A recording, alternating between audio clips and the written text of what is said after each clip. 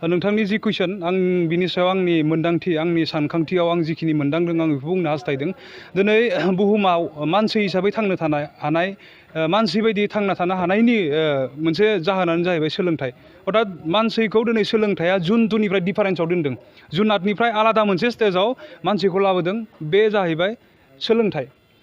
बेवहाय जोङो खावलायदों दिनै सोलोंथाइयाव जुदि जोङो उनफाफिनदोंब्ला नों सोंनाय बायदि उदालगुरि कलेजा दिनै उनफाफिनदों होननानै नोंथाङा सोंदों जुदि बिदि जामारदोंब्ला बिनि सायाव दिनै जोङो सिन्था खालामनांगोन उदालगुरि कलेजाव सोरबायदि मानसिफोरा फरायदों बबे एरियानि मानसिफोरा फरायदों बे एरियायाव दिनै स्टुडेन्टफ्रा स्टुडेन्ट हिसाबै दंना गैया ना बेबायदि एरियायाव दिनै स्टुडेन्टफ्रा स्टुडेन्टखौ नागारनानै गुबुन मोनसे ट्रेकजों खारदों नामा बेखौ दिनै समाजा गार्जेनफोरा दिनै नोजोर होनांगोन अब्ला आं सानो सोलोंथाइ बिथिङाव जों जुदि उनफाफिनदोंबा जोङो दावगानो हागोन आरो माया दिनै जोंखौ हमथादों सोलोंथाइखौ दिनै जोङो जि फर्मेल इडुकेसन एडमिसन होनांगौ न'खरनिफ्राय होदों बियो थांनो थाखाय बिनो गारि गुरा नांगौ बेखौ बायनानै होदों खिन्थु बिनि स्टाडि टाइमखौ नायदोंना नायाखै गार्जेना बेखौ दिनै नोजोर होदोंना होआखै बे गथ'आ फरायदोंना फरायाखै दिनै बाइक बायना होबाय सासे सात्रनो कलेजाव थांनो थाखाय बे गथ'आ दिनै कलेजाव एटेन्ड जादोंना जायाखै बेखौ दिनै बेसेबांखिनि जोंनि बे उदालगुरि कलेजाव फरायनाय जोंनि गार्जेनफोरा नोजोर होनानै स्टुडेन्टनि सायाव अर्थात गावनि फिसानि सायाव खामानि मावनो हादों बेखौ दिनै साननांगौ जानानै फैदों जुदि उनफाफिनमारदोंब्ला आं बेखौ बेवहाय खावलायनो लुबैदों दिनै जोंहा जुदि सोलोंथाइ फारसे जुदि उनफाफिनदोंबा बिनि सायाव जोङो मेलेमजिबि सुबुंफोरा समाजनि बिबानगिरिफोरा बिबान लानानै दायित्व लानानै सान हर सिन्था खालामनानै माबोरैहाय जोंनि सोलोंथाइखौ जों जौगाहोनो हागोन माबोरै जोङो आइएस अफिसार बनायनो हागोन माबोरै जों आइपिएस अफिसार बनायनो हागोन बिनि थाखाय जों सान हर सिन्था खालामनानै खामानि मावोबा जोंनि उनफाफिननाय सोलोंथाइखौ जोङो गोजौ फारसे लांनो हागोन दानि जेनेरेसननि यां प्लेटफर्मखौ लाबोनो थाखाय बिमा बिफानि नोजोरा माबायदि जानांगौ आरो गावनि गथ' गथायनि नोजोरखौ माबायदि नायनांगौ बेखौ नोंथाङा माबायदि खावलायनो सानो मानो होनबा गोबां बिदिनो थगायना फैयो गोबां बिदिनो माने थानांगौ जाय थाङा आरो मिसिं जानानै गोबां आननन जायगायावसो गोमाना थायो बेनि नाय जों आं मोनसे बाथ्रा बुंबाय थादों जों जेब्ला बे समाज फोसाबनायनि जि मिशनखौ लानानै खामानि मावबाय नोंथांमोनखौनो जों लिंहरग्रोनानै फार्स्ट टाइम जोङो प्रेस मिट खालामदों आरो रायजोनि गेजेराव जोंनि मेसेजखौ जोंनि साननाय हनायखौ जोङो फोरमायदों बेयाव आं मोनसे बाथ्रा बुंनो जागायजेननाय टाइमाव जोंनि गथ'खौ उन्दै समावनो जोङो मोनथाम आयदायाव जोङो गियान होनांगौ धोरोम सोलोंथाइ आरो हारि आं बारे बारे बुंबाय थादों जोंनियाव मोनसे खम नुदों आङो धोरोम आरो सोलोंथाइखौ जोंनि गार्जेनफोरा जेसेबांखिनि गावनि सासे गथ'नो गियान होयो खिन्थु हारिखौ लाफानानै खोब खमा दिनै माने गियान होनायखौ नुदों जायनि थाखाय दिनै जोंनि गथ'फ्रा नस्थ' जादों आं सासे NDFB हिसाबै बुंनो आं हायो रोखायै हारिखौ सासे बेक्तिया जुदि मोजां मोनोबा बि मालाबाबो गाज्रि जानो हाया हारिखौ जेब्ला मोजां मोनगोन बिनि गोसो गोरबोआव बिनि मेलेमाव जेब्ला जाथिखौ मोजां मोननाया फैगोन बे बिभिन्न बिथिङाव गावखौ राफोद खालामनो सिन्था खालामो सासे बेक्तिया बेवहाय आं खावलायनो हास्थायगोन जोंनि गार्जेनफोरखौ जोंनि बिमा बिफाफोरखौ धोरोमजों लोगोसे सोलोंथाइखौ बुजायनायजों लोगोसे हारिखौबो दिनै लांफा बेखौ दिनै जों लोगोआव लाफायोब्ला गथ'आ देरनानैबो बियो गाज्रिनिफ्राय 100आव नङाबाबो 80%आ दिनै बासायनायनि चान्स थायो खारन बे बुजिगोन धोरोमखौबो दिनै जों फोथायो मेगनजों जों बेखौ नुया सोलोंथाइखौ दिनै जोङो माने स्कुलाव कलेजाव थांनानै जोङो लाहैयो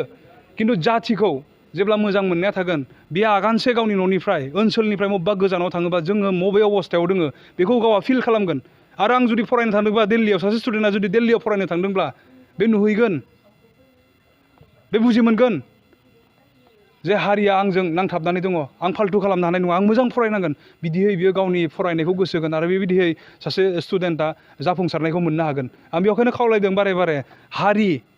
धोरोम आरो सोलोंथाइजों गावनि गथ'फोरनो गियान होनांगौ होननानै गोबां बिदिनो सार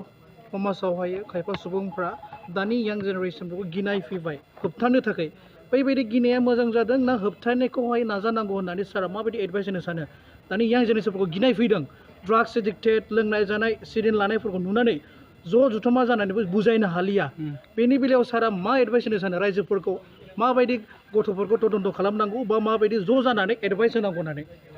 नाय दिनै जोङो सावरायनायनि बेलायाव अर्थात जोंनि मावबोनायनि एक्सपिरियेन्सनि सायावसो जों खोथाफोरखौ बुंबाय थादों दिनै जिबायदि समाजारि जेंना नोंथाङा जि कुइसन खालामदों उन्दै उन्दै गथ'फोरनि जि गाज्रि आखु बे गाज्रि आखुखौ दिनै जोंनि समाजनि मोजां मानसिफोरा फोसाबनो नागिरदों खिन्थु उल्थायै बिथांमोनखौ गिफिननाय फैदों फोसाबनो नागिरदों खिन्थु गिफिननाय फैदों दा बेवहाय आं बुंनो हास्थायो दिनै जोंनि समाजा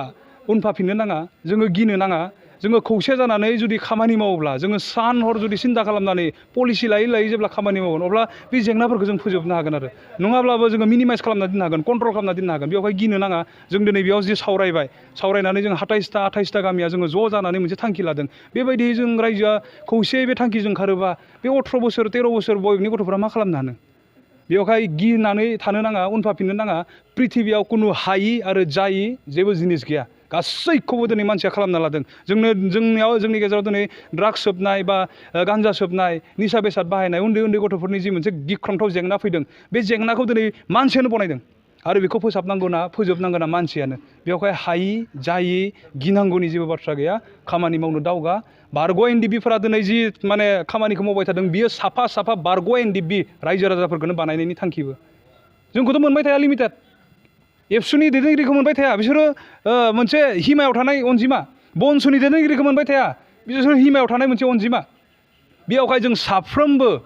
बनसु बायदि जानांगोन जों साफ्रोमबो NDFB बायदि जानांगोन जों साफ्रोमबो बर' साहित्य सभा बायदि जानांगोन जों साफ्रोम रायजो राजाफ्राबो एबसु बायदि जानांगोन अब्ला जोंनि गेजेराव जोंनि जेंनाफोरखौ जोङो गोख्रोङै नोजोर होनानै खामानि मावनानै फोजोबना लानो हागोन आरो दानि यां जेनेरेसनफ्रा सार जों गोबां नुनो मोनदों आन्डार 18 एज